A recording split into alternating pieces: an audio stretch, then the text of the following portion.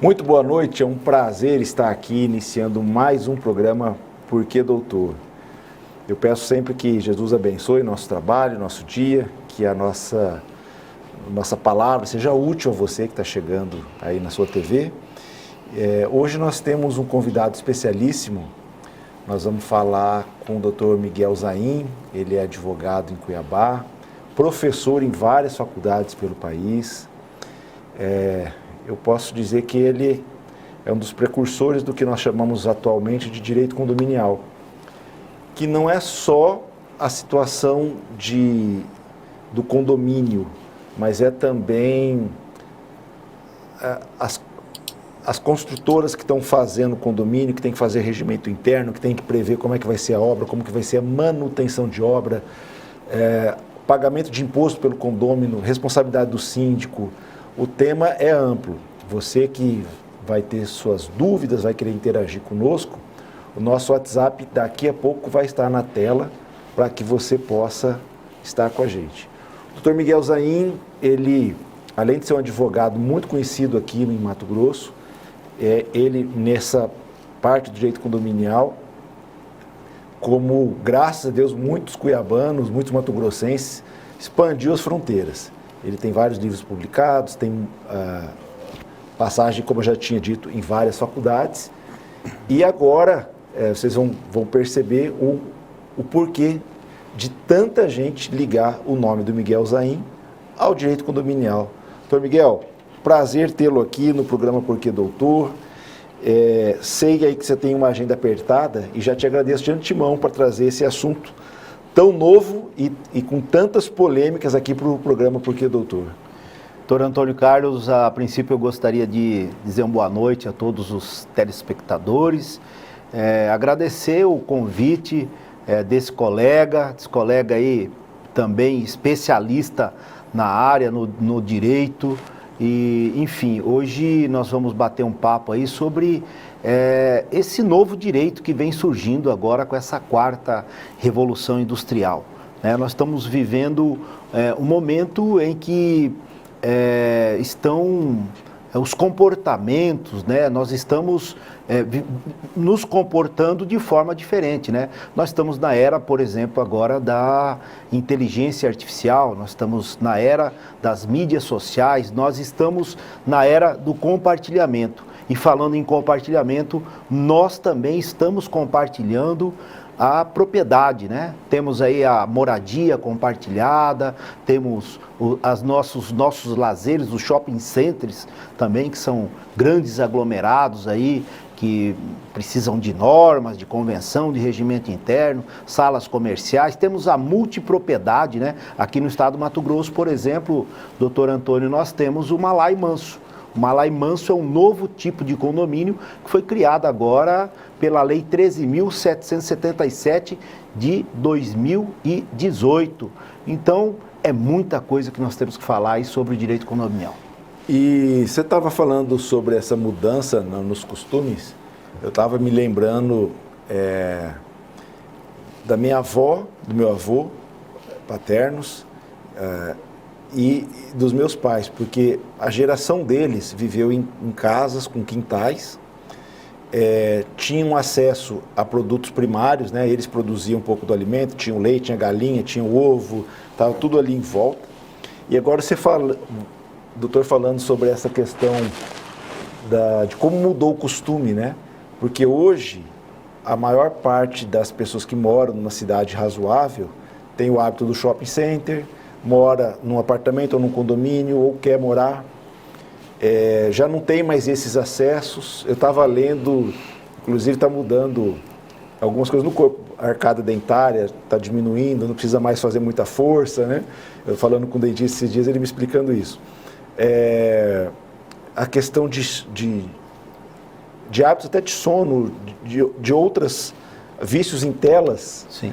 Então, que revolução que foi no período, eu estou falando aqui, eu lembrei do meu avô, mas pode colocar uma geração só, dos nossos pais para nós, uma grande mudança. Vamos começar falando sobre o direito condominial, doutor. Quando eu mudei aqui para Cuiabá, eu tinha 10 anos de idade, foi em 83. Então a Encol dominava aqui na época, era muitos prédios, começando a ter muitos prédios e tal, e eu sempre falava assim, bom, condomínio é prédio, é apartamento.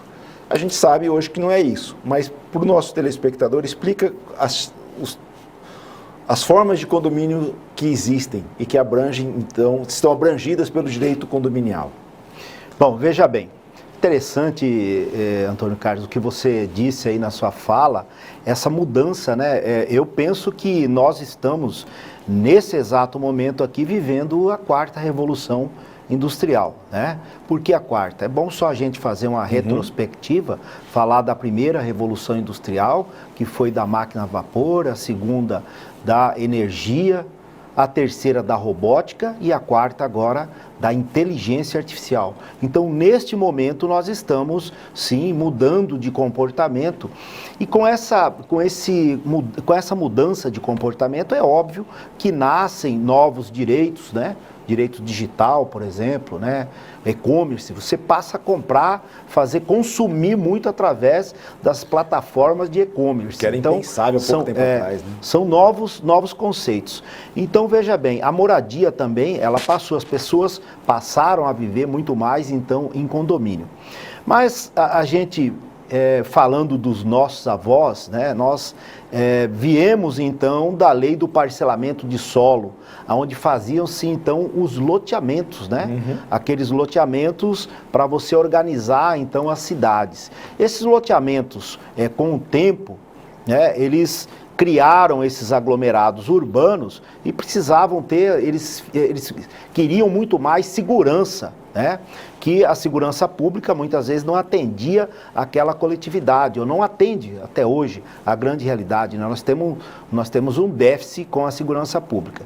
Então essas pessoas então passaram a criar esses condomínios, e isso é interessante a gente falar que foi na década de 70, quando começaram então a criar esses condomínios com controle de acesso. Por que condomínio com controle de acesso?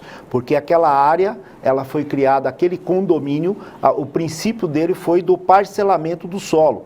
Criou-se então um loteamento aberto, onde as vias são públicas, certo? E aí aquela população em busca de segurança pedia ao poder público, ou seja, o público municipal, a prefeitura local, a autorização, então, para fechar aquele condomínio. E assim, pelos usos e costumes, várias prefeituras foram concedendo, então, que aqueles moradores, então, formassem, então, aqueles condomínios. O que é condomínio? Com vários, né? Domínio, então vem do título de domínio, de propriedade. Então, e daí começou então esses condomínios com controle de acesso, mas é importante a gente falar também que em 1964, né, com o êxodo rural, nós estávamos em plena prestes àquele movimento social, né? Estávamos saindo, então, um pouco do liberalismo, campo, né? do pensamento liberal, entrando mais no pensamento social. Em 1964, houve um êxodo rural, então, as cidades começaram a se industrializar.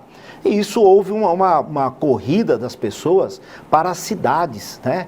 E houve uma superlotação, então percebeu-se então a necessidade então de se fazer uma lei de melhor uso de ocupação do solo. Então foi quando o grande Caio Mário Pereira da Silva, né, grande jurista, né, ele fez então o anteprojeto da Lei 4.591 de 1964. Foi quando, então, criou a famosa lei dos condomínios, né, que do artigo 1º ao 27, então, tratou dos condomínios especiais, o que foi a denominação na época, né?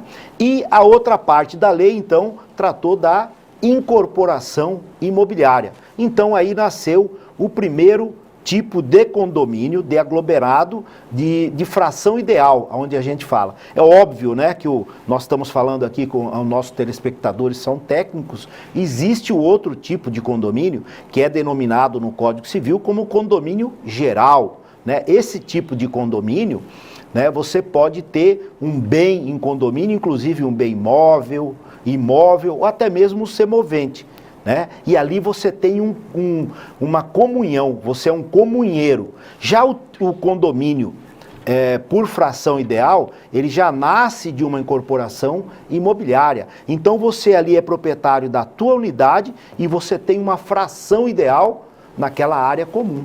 Né? Num prédio eu tenho meu apartamento, mas eu tenho uma fração da área de lazer, uma fração da área coletiva ali que a gente divide. Onde tem piscina, onde tem uma quadra, alguma coisa do gênero, jardim, enfim. Exatamente, isso, né? Dando um exemplo aqui pro pessoal. Então, ele da academia, por exemplo, né, salão de festas, tem essas áreas comuns. Tá? Então, esse foi a primeira lei do que foi o condomínio especial. Em 2002, então, com a edição do novo Código Civil Brasileiro, né, tivemos mais uma mudança também, né? Tínhamos então o Código de 1916, aonde ele não contemplava esse instituto, né, que, diga-se passagem, instituto esse criado pelos romanos, né? Os romanos criaram esse instituto do condomínio, hoje denominado condomínio edilício, tá? Então, ele foi criado então por essa lei esparsa, que o novo Código de 2002, então, ele trouxe para o seu compêndio, né, para os seus capítulos dentro do Código, e lá está hoje denominado como condomínio edilício, e ele está tipificado nos artigos 1331 ao artigo 1358. Edilício, para o pessoal que está nos ouvindo, são os prédios, numa regra geral. Olha, lá eu tenho um apartamento, um exemplo principal é esse, né? Isso. Pode ter o condomínio edilício é aquele feito no prédio, no edifício, tá? Que hoje, vulgarmente, eles conhecem como prédio horizontal, mas todos os condomínios são em planos horizontal. Até a gente vendo as lições do grande Caio Mário, todos os condomínios, não existe o condomínio vertical, horizontal, todos os condomínios são horizontal. Então, este condomínio é em prédio, em edifício, né? Mas respondendo, doutor Antônio, a tua pergunta, né, aí em 2017, então foi criado um outro tipo de condomínio, que é o condomínio de lote. Que esse condomínio, como eu falei há pouco tempo, ele não tinha uma base legal, ele não foi incluído nesta lei de 64. Ele existia de fato, mas não tinha uma lei regendo ele. Não tinha. Tanto é que foi criado. Ele é criado da lei de loteamento, que eu falei há pouco tempo atrás aqui, mas ele não tinha uma legalidade. Ele era criado somente de fato. Então foi criado o condomínio de lotes e em 2017, junto com o condomínio de lote, que ela foi criada da lei do REURB, da reorganização imobiliária, foram criados então condomínios de lote, o direito real de laje. O direito real de laje veio até para regulamentar essas pessoas que moram em lajes nesses bairros menos favorecidos, nas favelas, que muitas vezes o pai mora no solo, né? Mora no primeiro no solo, já cede uma laje para o filho construir em cima, o outro constrói mais em cima, e muitas vezes essas pessoas não tinham a cidadania plena, né? Ele não tinha como ter um endereço, porque não havia uma legislação para esse tipo de condomínio, né? Veja bem a etimologia da palavra, com vários domínios. Nesse tipo também é um tipo de condomínio, que chama-se direito real de laje. Então essa lei criou esse tipo de condomínio, que olha, é um grande nicho também para os advogados, veio através do REURB, né? Criou um outro tipo de condomínio, que é o condomínio urbano simples, que é aquele condomínio de casas germinadas. Muitas vezes você pode ter 3 casas germinadas, né? E você hoje, no mesmo terreno, hoje então essa lei te autoriza a você fazer a individualização da matrícula. Então, quer dizer, você até pode, até como um nicho de mercado, você até pode, se você tem um terreno, por exemplo, de 15 metros de frente, você quer construir 3 casas com 5 metros de frente, você pode fazer. Você tem uma matrícula única daquele terreno, aí você chega depois não precisa fazer incorporação imobiliária, você chega depois no tabelião, né, e pede para ele, olha, eu quero registrar essa edificação aqui como um condomínio urbano simples. Então, veja bem, você cria, então, passa a criar 3 matrículas. Você pode vender. Bem então, lembrado isso é um nicho de mercado, né? Isso eu não sabia, doutor. Aí, bom, sempre bom a gente estar aprendendo, porque para mim existia na lei municipal aquele requisito mínimo que cada município estabelece. Ó, o lote aqui, para você ter uma casa, o lote tem que ter no mínimo X metros de frente. Enfim, ele coloca lá uma metragem. E, salvo engano, não sei se estou falando besteira, você vai saber melhor do que eu, acho que Cuiabá deve ser 200 metros. Sim. Então, teoricamente, eu posso, em 200 metros, fazer uma casa... 15 por 30, né, na realidade. E aí depois eu regularizo. É possível, né? Sim, é possível. Legal, tá aí. Agora, com essa lei do REURB, então quer dizer, é a lei da reorganização fundiária. Você que tem, por exemplo, um imóvel nessa situação, né, imóvel germinado, ou você tem um sobrado e você quer dividir, hoje você pode. Isso está na lei 13.465 de 2017, a lei do REURB. Essa lei teve uma função excepcional, ela veio para dar cidadania, para reorganizar o município e, além de tudo, eu vejo para nós advogados, viu, doutor Antônio, trouxe um nicho de mercado espetacular, porque você pode regularizar todas essas propriedades. Você pode regularizar, como você pode também, aquele cliente que chega no teu escritório, por exemplo, e está querendo fazer uma edificação, você pode sugerir para ele.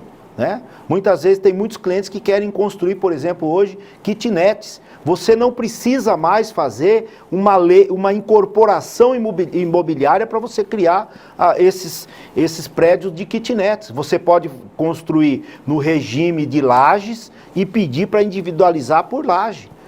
E todas essas edificações, como tem vários condôminos, vários moradores, precisa ter as suas normas internas, sua convenção, seu regimento interno, e aí é a hora que aparece quem? O profissional, o especialista na área, o advogado, especialista em condominial, ele vai saber regulamentar tudo isso aí. Doutor, quando começou a pandemia, tudo virou online, inclusive reuniões de condôminos. Isso hoje está tranquilo na legislação? Um síndico, por exemplo, ele pode tranquilamente convocar, desde o ano passado, uma assembleia para decidir coisas importantes no condomínio só por via online? Fazer sem ninguém estar presencialmente no ato? Veja bem, isso foi objeto até de celeuma, muita celeuma. A grande realidade é que nós entramos E quando a gente fala em assembleia virtual, Quando a gente fala em assembleia virtual, é interessante que a lei das sociedades anônimas, das SA, já admite esse tipo de assembleia, tá? Eu penso que as assembleias virtuais, dentro desta 4ª revolução, dessa mudança de comportamento, elas vão ter que ser adaptadas ou acolhida pelos condomínios, pela legislação. Inclusive, já tem até projeto de lei nesse sentido. A lei da pandemia, do ano passado, de fevereiro, lei 14.010, foi a lei da pandemia, ela trouxe no artigo 12 dessa lei a previsão, então, do síndico fazer esta assembleia virtual. Por quê? O condomínio, ele está mudando, tem os mandatos, muitos condomínios têm mandatos por 1 ano, outros por 2 anos, e sempre tem que ter as eleições, onde é lavrada uma ata, e você precisa daquela ata para levar no banco, para poder você ter continuidade financeira naquela edificação. E, então, o legislador da pandemia, que foi uma lei excepcional, trouxe isso aí junto da lei, autorizando então os síndicos nesse período pandêmico a fazerem essas assembleias. E muitas assembleias foram autorizadas a fazer. Bom, a lei ela teve uma vigência de fevereiro até final de outubro. Aí ela parou a vigência. Porém, alguns condomínios ainda, nós estamos ainda em pandemia, né? A lei parou a vigência, alguns condomínios continuaram então com essa prática e muitas vezes fizeram através de autorização judicial. Então veja bem, doutor Antônio, para falar dessa autorização, para ter esta autorização no condomínio, tem que ter previsão na convenção condominial, tá? Essa autorização foi excepcional no momento de pandemia.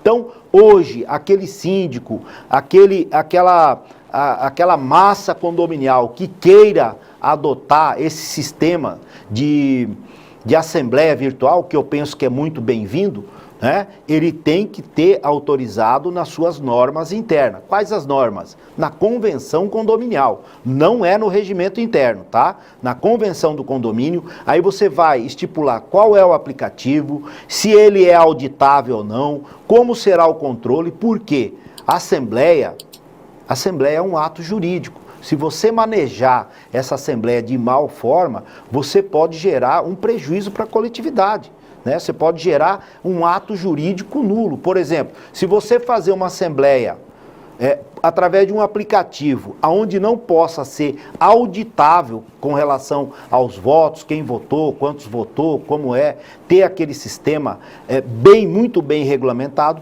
pode gerar uma nulidade. Então, a meu ver, doutor Antônio, essas assembleias são bem-vindas, elas vão ser inevitáveis, é o futuro dentro dessa quarta revolução industrial, mas ela precisa, para a segurança jurídica, elas precisam ser regulamentadas no condomínio.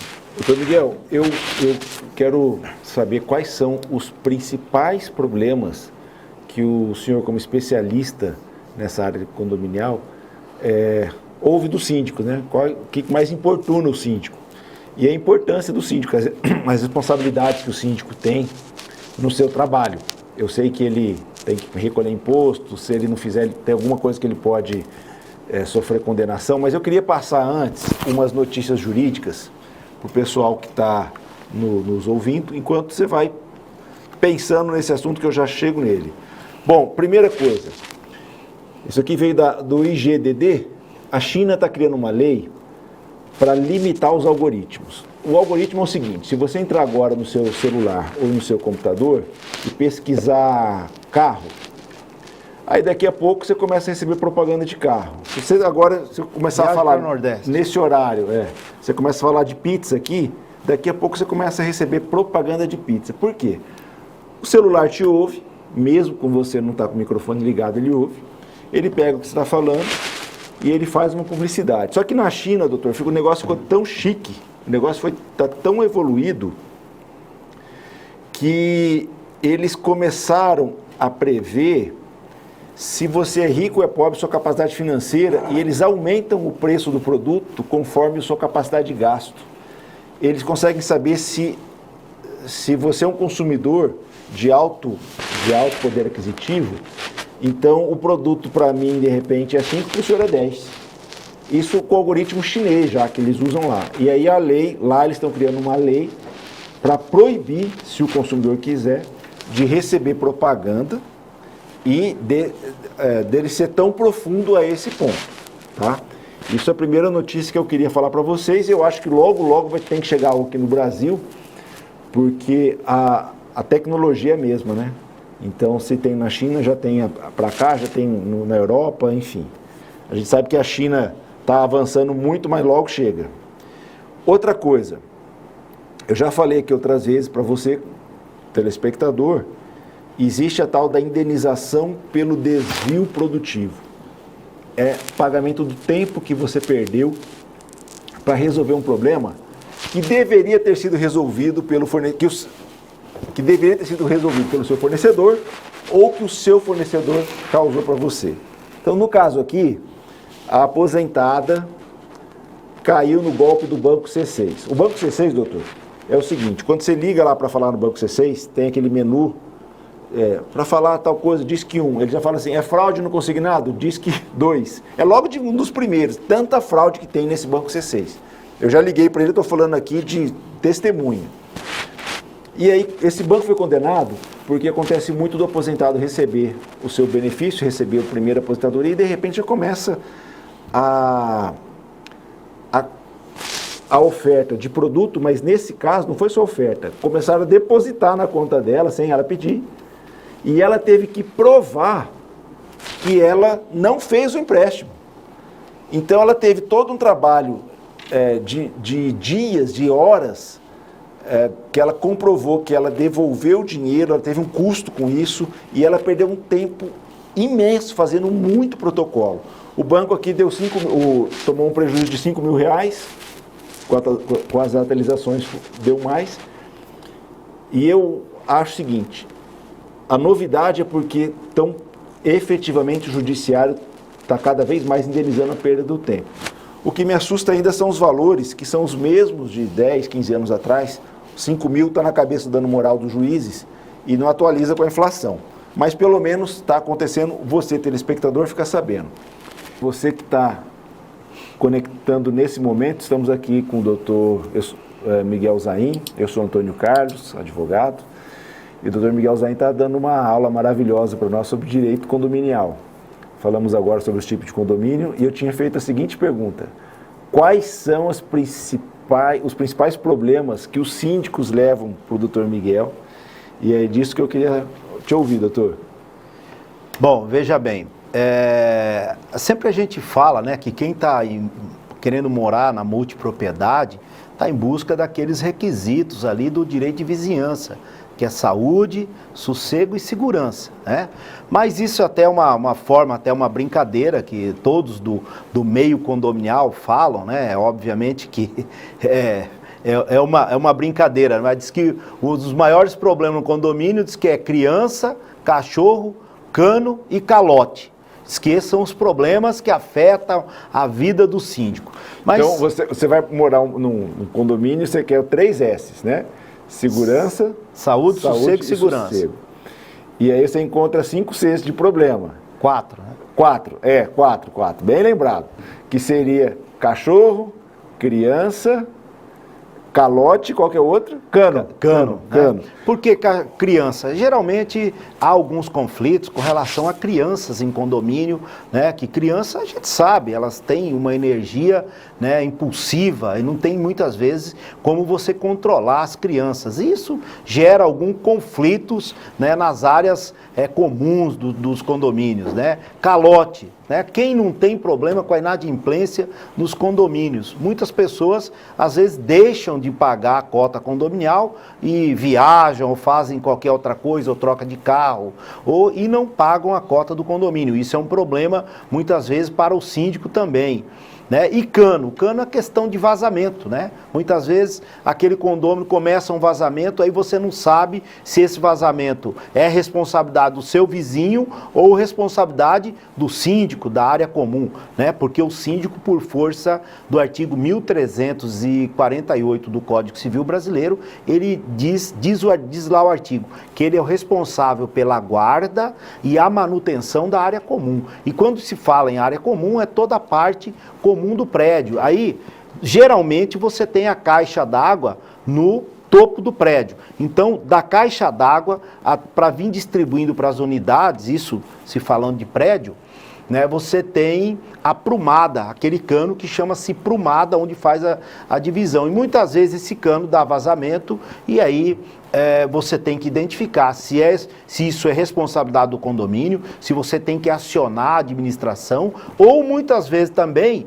aquele condômino do apartamento superior ou da sala superior à sua, fez uma reforma e ficou mal feito aquela reforma e acaba dando uma infiltração, um vazamento que acaba atingindo a sua unidade. Então são esses os problemas peculiares. A questão do barulho também é outro problema, viu, doutor Antônio? Deixa eu só fazer uma interrupção rapidinho nessa questão do cano. Imagine que eu estou lá no meu banheiro, eu não moro em apartamento, mas eu estou lá e de repente começou a gotejar lá de cima, dentro do meu banheiro. Eu imagino que seja um problema, vamos colocar aqui que é um problema do meu vizinho de cima. Como que funciona isso? O vizinho tem que reparar o dele e o meu? Primeiro, nós temos que identificar o problema, né?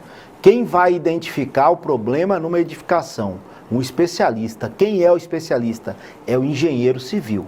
Você tem que acionar um responsável pelaquela manutenção, né? Ele vai lá, vai fazer um laudo identificando aonde é o problema. A partir do momento que você tem o problema, aí você aciona quem de direito. Se o vazamento foi originário da unidade do seu vizinho, é óbvio que ele vai ter que consertar a parte dele e os danos também sofridos na sua unidade, tá? Isso já tem jurisprudência, é pacífico. Se o vazamento é devido à área comum, onde o síndico tem o dever legal de dar a manutenção, é óbvio que aí o condomínio vai ser o responsável por para consertar. Inclusive, eu quero até falar para vocês, recentemente eu tive um problema desse.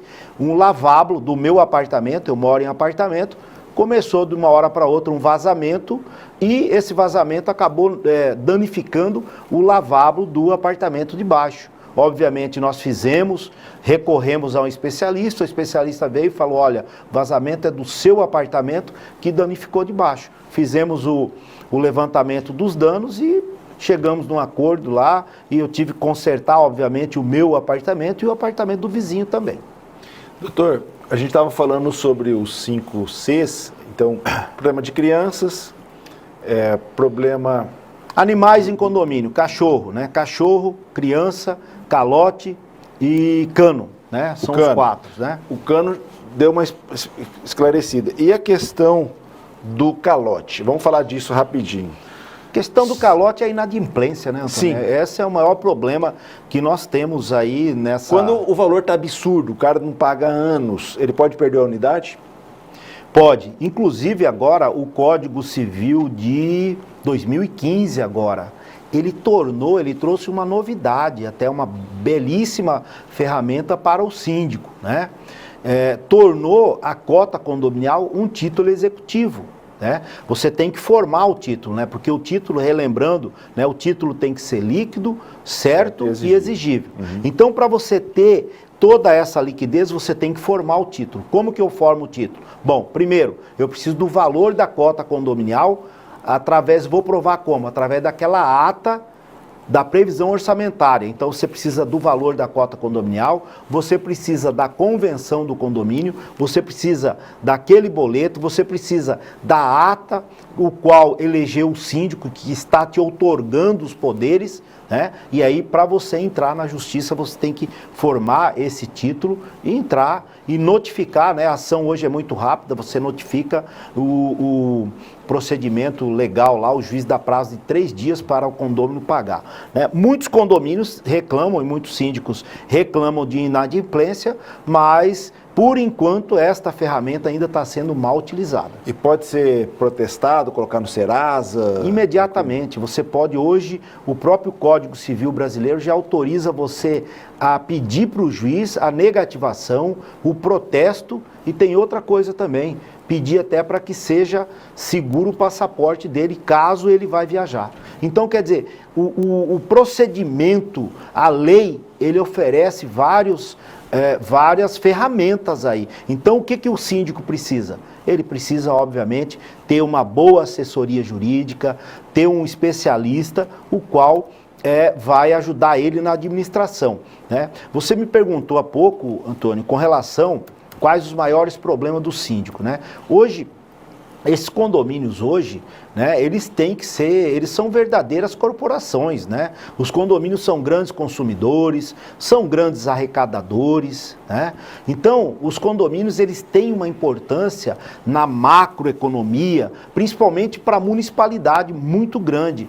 Então, sendo eles equiparados a uma corporação, eles têm que serem administrado dentro daqueles princípios da governança corporativa, da governança administrativa. Então, precisa ter controles externos, né? Precisa ter todos aqueles requisitos. E dentro desse controle comporta quem? Uma assessoria jurídica também. Até porque o síndico, ele responde civilmente e criminalmente pelos atos deles praticados. E tem muitos síndicos aí sendo responsabilizados. Uma coisa que o senhor me assustou quando a gente conversou um pouco sobre esse assunto foi o seguinte, o síndico ele tem que ficar dando a manutenção para o prédio. Eu estou falando aqui, na minha cabeça ainda imagino prédios, né, de apartamentos, mas eu estou falando, isso obviamente serve para o condomínio de casas e os outros de também. lotes, né? De lotes, isso. E aí, vamos imaginar aqui um edifício. Um edifício antigo, aí que está chegando 40 anos, tal, o elevador tem que trocar, já começa a ter uma manutenção mais pesada. Atualmente, você recomenda para as construtoras que te pedem conselhos jurídicos que eles façam um manual, igual o carro. E nesse manual vai estar falando, ó, tem que fazer limpeza de tal coisa, com tal data, e você vai especificando, é isso? Fala um pouquinho sobre esse assunto que eu achei interessantíssimo. Bom, a grande realidade é que as normas da ABNT são totalmente aplicáveis aos condomínios. O próprio Código do Consumidor faz remissão a isso aí, as normas da ABNT, né? Então, veja bem, quando você vai comprar um automóvel, por exemplo, você chega lá, a primeira coisa que a indústria automobilística faz e nos ensina muito a indústria da construção civil. Você comprou um automóvel, imediatamente o vendedor já te entrega o manual daquele automóvel, ou seja, e ele já alerta você, olha, o senhor tem que vir aqui fazer a manutenção de 10 mil, de 20 mil, de 30 mil, enfim, ele te entrega um quadro de manutenções que você tem que ir lá. Por que a indústria automobilística faz isso? Porque ela quer que você faça a manutenção na coisa, para que você não volte lá depois arguindo vícios construtivos naquele automóvel. O que a indústria da construção civil não faz? Ela não faz isso. Geralmente entrega, tem muitas construtoras hoje que fazem isso, mas geralmente elas não entregam esse manual. Entrega e deixa. Manual do proprietário. Tem uma norma da ABNT, eu não lembro agora, que é 13, não sei alguma coisa, que te fala desse manual do proprietário, e ali naquele manual do proprietário ele fala inclusive das manutenções que você tem que dar naquela unidade. E o síndico, com relação à área comum, a construtora também é obrigada a entregar um manual da área comum, né? E dentro daquele manual tem que ter um plano de manutenção com base na NBR 5674. Qual é a manutenção, por exemplo, da caixa d'água, manutenção de válvula de redução. Válvula de redução são essas válvulas que vêm nas prumadas, porque, veja bem, a caixa d'água geralmente fica no topo do prédio. Quando a água desce, ela desce com muita força. Então ela tem que ter algumas válvulas a cada andar para vir reduzindo o impacto daquela água, né? E quando o síndico não dá manutenção nestas válvulas, e se essa válvula estourar, pode ocorrer um alagamento total no prédio. Muitas vezes essa água vai para o fosso do elevador e acaba queimando todos os equipamentos. Então veja bem, né? Olha o prejuízo que pode dar. Então cada edificação ele tem que ter um manual do proprietário, as consultoras têm que entregar isso para o síndico, mas tem que dar treinamento também, doutor Antônio, que não adianta nada você entregar só o manual e não, o síndico ele não tem conhecimento técnico, né? Então eu até defendo e coloco isso nas convenções de condomínio, a necessidade de o síndico ele ter um engenheiro que acompanhe aquela edificação, até porque um prédio, né? Imaginemos aqui um prédio de apartamentos, de salas comerciais. Esse prédio é um corpo, né? Um corpo de concreto armado e cimento. Esse prédio, muitas vezes, ele balança, ele trabalha, tem rachaduras, ele tem um peso específico para cada laje. Você não pode encher muito a tua edificação. Recentemente, nós tivemos em Balneário Camboriú, doutor Antônio, um apartamento que estava fazendo a manutenção. E aí a sacada, é aquela sacada de balancinho, que tinha só 2 suportes aqui, né? O condômino utilizou, não houve a fiscalização do síndico, o condômino utilizou a sacada como depósito, pegou todos os materiais que iria ser usado no apartamento, como piso, cimento, argamassa, lotou a sacada. O que aconteceu com a sacada? Ela não aguentou o peso, ela baixou. Isso aí está na internet. Né? Foi um apartamento em Balneário Camboriú. Eu vi uma outra coisa de Balneário Camboriú, que estão fazendo os prédios mais altos lá agora, né? Sim. E tem um que era milionário, parece que era mais de 35 milhões a unidade, e aí aparece na cobertura a piscina, mexendo, o prédio não para de tremer. Então a água fica assim lá. Falei, puxa, imagina o cara que gastou isso aí, chega lá na cobertura, está sempre meio mareado, assim, né? Parece meio... Lá em Balneário Camboriú está sendo construído o edifício Yacht House. O Yacht House é o prédio mais alto da América do Sul, né? E falando em edifício mais alto, nós vamos, agora aqui no Santa Rosa, vai ter um edifício de 45 andares, que vai ser o prédio mais alto aqui do Centro-Oeste. Ah, é? Aí, novidade, não sabia dessa. Por falar em edifício, nosso tempo está voando aqui, e eu queria saber do senhor o seguinte. Eu sou belo dono de um apartamento, quitei, comprei esse prédio, nesse prédio aí que vai ter 40 andares, tal, que ainda vai ser feito. E aí eu decido alugar esse imóvel meu, comprei lá a cobertura, né? No Airbnb, não sei se é assim a pronúncia. Airbnb. E aí as pessoas alugam por 2 dias, 1 semana, 5 dias... E começa a ter aquele volume de gente lá subindo na minha unidade e estou feliz ganhando dinheiro com isso.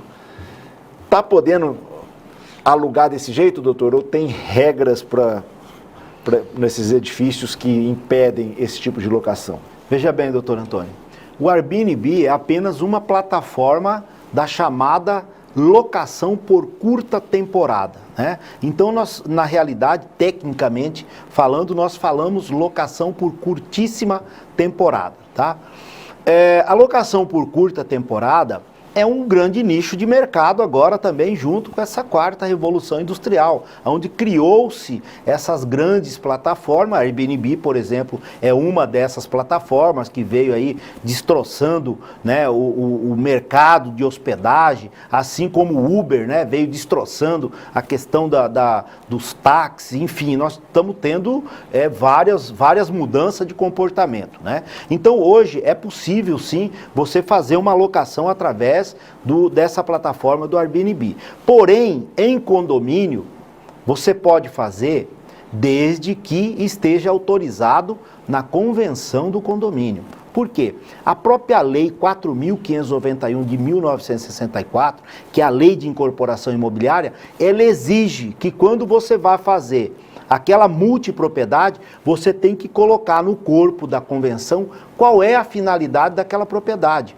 Se você tem essa propriedade numa propriedade multifamiliar e diz lá que é residencial, então você vai poder utilizar como residência. Sim, você pode até locar pela lei de locação, mas para fins de residência, né? Até porque há duas correntes com relação a essa locação de curta temporada, né? Uma corrente sustenta que não, que é hotelaria, serviço de hotelaria, porque a pessoa faz check-in e faz check-out. Isso você pode ver na própria plataforma do Airbnb. Você entra lá, faz check-in e check-out, né? Tem uma lei própria de hotelaria. E a lei de locação, você não faz check-in, não faz check-out. Quer dizer, você não tem um recepcionista, você tem um porteiro. Então existe essas duas correntes defendendo isso aí, mas o STJ recentemente deu uma decisão, né, uma decisão num caso isolado lá do Rio Grande do Sul, aonde ele proibiu um condômino fazer essa locação porque disse que não era a finalidade daquela edificação fazer esse tipo de comércio, que era um comércio, né? Agora, é importante a gente falar que já existe alguns condomínios sendo criados, sendo edificados hoje, em São Paulo tem, com esta finalidade, né? Muitas vezes você é um investidor, você quer faturar, você pode comprar uma unidade e aí está previsto na convenção condominial, ou seja, está autorizado pela massa condominial, então você pode fazer a sua locação tranquilamente. E eu acho que isso vai ser uma grande tendência. Eu vi uma foto de uma parente minha no Nordeste, num prédio lindo, lindo, lindo, todo aberto, com verde, com água, assim, e era só locação desse jeito. Achei incrível a ideia. Acho que está pegando a moda. Doutor, e o tal do cachorro? A gente geralmente ouve falar que o pessoal, os síndicos e, enfim, os condôminos se reúnem e falam assim, ó, não pode ter cachorro ou animal de grande porte. E aí fica meio esquisito o que é grande porte, o que é pequeno porte. Como é que está funcionando isso hoje? Bom, veja bem, voltando no início da minha fala, quem está em busca de viver em condomínio está em busca de saúde, sossego e segurança, certo? São esses os princípios norteadores, princípios do direito de vizinhança, tá? E aí, comunado a isso aí, tem o direito de propriedade. Então, veja bem, muitas indagações. Eu posso ter um animal, eu posso ter um cachorro do meu condomínio, na minha unidade? Pode, não tem problema nenhum. Desde que esse teu animal, ou seja, esse teu cachorro, não infringe algum desses requisitos aí, ou desses princípios do direito de vizinhança, como, por exemplo, saúde, sossego e segurança. Vamos lá. Saúde, eu posso ter um animal doente? Não. Então, aí, no caso, o animal não pode permanecer. Sossego, eu posso ter um animal latindo? Não. Então, o animal tem que sair daquela multipropriedade. Segurança, eu posso ter um animal feroz? Não. Então, aí ele tem que ser retirado. O que limita este animal no interior do condomínio não é o tamanho nem a raça, que muitas vezes você pode ter, por exemplo, um Gold Retriever, que é um animal grande do tamanho de um pastor alemão, dócil, né? Enquanto muitas vezes você tem um Pinscher, aqueles cachorros menorzinhos, que late estridentemente. Exatamente. Incomoda. Então, veja bem, não é o tamanho do animal, é o que ele faz. Ou muitas vezes você vai ter, por exemplo, um pitbull. Eu não posso ter um pitbull. Por quê? O pitbull é tido como um animal feroz. Eu, por exemplo, se o meu vizinho tem um pitbull, eu já vou ficar com medo de sair. Aquele cachorro pode me avançar, quer dizer, vai tirar o quê? O meu sossego, vai atacar o quê? A minha segurança. Então, são esses os limitadores dos animais nos condomínios. Antes de partir para o fim aqui do nosso programa, eu quero passar uma outra notícia jurídica, uma condenação da Claro, por propaganda enganosa no serviço de fibra ótica. E a notícia aqui foi o seguinte: lá em Brasília, 25ª Vara Civil, né, o juiz acatou uma ação movida pelo Ministério Público, uma ação coletiva, e fixou um dano moral de R$600 mil. Por quê? A Claro saiu fazendo propaganda que todo mundo podia contratar fibra ótica lá numa determinada região. Só que ela não explicou que a fibra ótica era só parte do trajeto dos cabos, uma parte longa depois, até chegar na casa de todos os que contratavam, era por cabo comum. Então, é como se fosse a avenida, eu brinco assim, a avenida em fibra ótica, mas quando vai chegar na sua casa, eles não levam por fibra ótica. E entenderam que a propaganda era enganosa porque ela não fazia nenhuma ressalva, ela dava a entender que chegava a fibra ótica na sua casa, quando na verdade chega um cabo coaxial.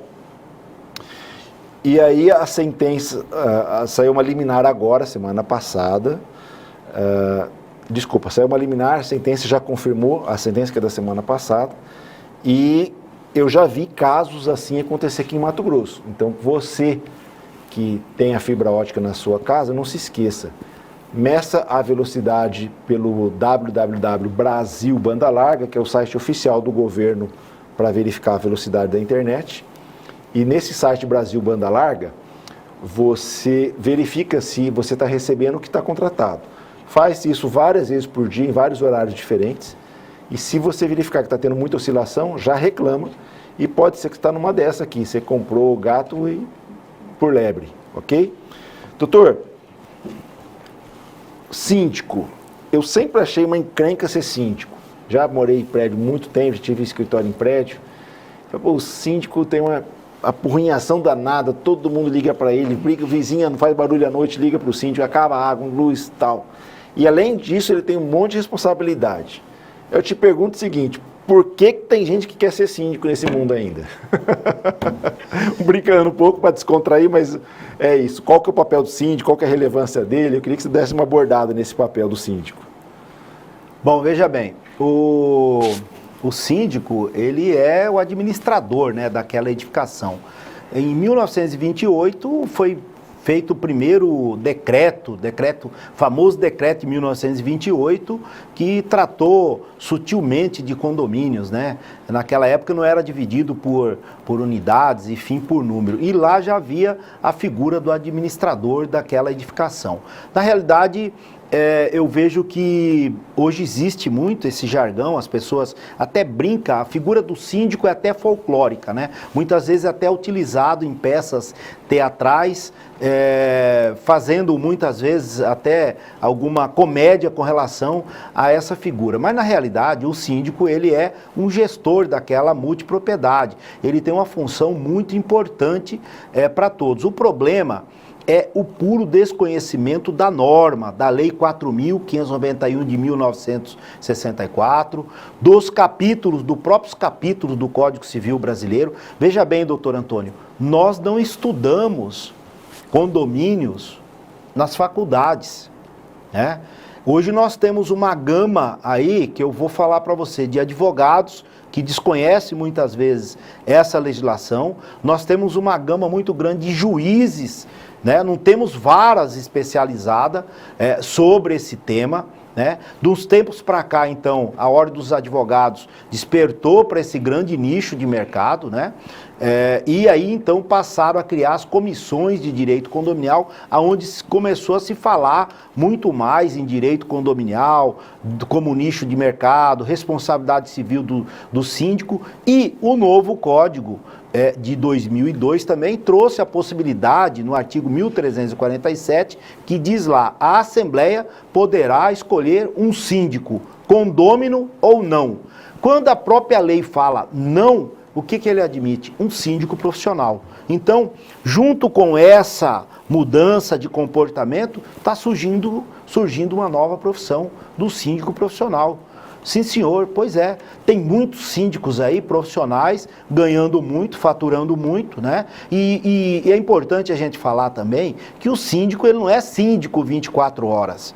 O problema é que a massa condominial, muitas vezes, nós somos um pouquinho mal educado. Mas mal educado por quê? Porque desconhecemos a norma. Muitas vezes você liga para o síndico, muitas vezes liga para o síndico fora de hora, você acha que ele tem que te atender a qualquer hora. Não é. Nos condomínios, por exemplo, você tem que ter um livro de ocorrência.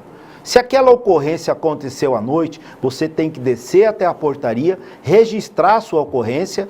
No período da manhã, o síndico vai ver aquela ocorrência que ocorreu com você e ele vai tomar as providências no horário comercial, porque ele também tem a vida privada. Então, eu penso que nós estamos passando por uma mudança de comportamento, estamos falando do direito condominial, né? Estamos mostrando isso também para o mercado, e eu acredito que em breve, né, vai ser muito mais fácil ser síndico. Agora, o síndico tem que se qualificar também, né? Ele tem que saber das normas aplicáveis aos condomínios. Ele, quando assume essa função como síndico, ele tem que ter os auxiliares da administração. Quais são os auxiliares da administração? Uma boa administradora. Hoje, por exemplo, aquele condomínio que é empregador, doutor Antônio, se você tem empregado direto, sem ser terceirizado, você tem que passar todas essas informações, por exemplo, para o E-Social, para a plataforma do E-Social. Então você precisa, sim,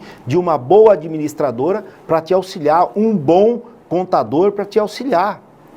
Você precisa de uma boa assessoria jurídica para te acompanhar com relação às assembleias e outras coisas mais. Você precisa de um engenheiro com relação à manutenção predial. Enfim, você tem que entender que aquela corporação ali, ela equipara-se a uma empresa. E sendo equiparada a uma empresa, ela precisa ser administrada com governança. Tá aí. Síndico profissional. Então, fique atento a esse novo nicho aí. O doutor estava me falando que tem um síndico que ganha uma boa remuneração, que dá para viver bem. E o mais importante, né, para o síndico que mora no prédio, que ele é morador, você que é morador também, ter o bom senso de não ligar a qualquer hora que acontece o problema, ir lá fazer a civilidade de escrever no livro e aguardar oportunamente no horário de trabalho ele ir lá e resolver o problema, não ficar ligando toda hora. Enfim, com civilidade e educação, as coisas fluem bem melhor. Doutor né? Antônio, eu vou até oportuno a gente falar que muitas administradoras aí, elas oferecem também aplicativos, tá, para o condomínio. Muitos têm esses aplicativos. Então você pode pegar o seu celular, né, entrar no aplicativo, baixar no aplicativo do próprio condomínio, fazer a sua reclamação, sua solicitação ou até mesmo o seu elogio ali no próprio aplicativo. Não precisa criar conflitos, às vezes, desnecessários, né? Ó, muito bom esse papo. O nosso tempo, infelizmente, acabou. Eu sei que o doutor vai tirar as merecidas férias, mas eu gostaria de, em breve, daqui a um tempinho, você trazer as novidades, a gente falar de outros assuntos que ainda não deu para abordar hoje. Quero dizer que foi uma honra tê-lo aqui, doutor, foi um prazer, uma aula que eu espero que tenha sido tão boa para o doutor como foi para nós, que lhe ouvimos aqui, tivemos o prazer de aprender muito. Eu sempre falo o seguinte: quando eu saio de casa, a gente está aqui à noite, depois de ter toda a rotina no escritório de advocacia, que seja por um motivo bom. E hoje foi um excelente dia, um excelente aprendizado, te agradeço por isso. A palavra para o doutor para as considerações finais. Bom, eu mais uma vez agradeço o espaço aqui, doutor Antônio Carlos, que você deu aqui para o direito condominial, para a gente falar um pouco sobre esse direito. É importante a gente falar que hoje mais de 1/4 da população brasileira vive em condomínios, né? Nós temos aí mais de 70 milhões de pessoas vivendo em condomínios. Então, veja bem, são síndicos envolvidos nesse grande nicho de mercado, são condôminos, são pessoas que, vez ou outra, são afetadas, muitas vezes, por uma decisão desarrazoada por assembleia, ou uma multa, alguma coisa, enfim. Então, nasce com isso aí um novo nicho de mercado para o advogado e, enfim, né? Eu quero mais uma vez aqui agradecer esse espaço aqui, dizer que a gente está sempre à disposição. Se for para falar de direito condominial, pode me chamar, eu venho, vamos debater. Sempre tem muitas coisas novas aí vindo aí no direito condominial e a gente está à disposição. Pessoal, você que quer ouvir de novo, ver de novo, esse programa vai estar na plataforma da TV, também no Porquê Doutor. Daqui a pouquinho já vai estar no Facebook, no Instagram, vai ter alguns recortes lá, e no YouTube. Acompanhe-nos na rede social e mande sua pergunta pelo nosso telefone, tá bom? Um abraço, até a próxima semana. Fiquem com Deus.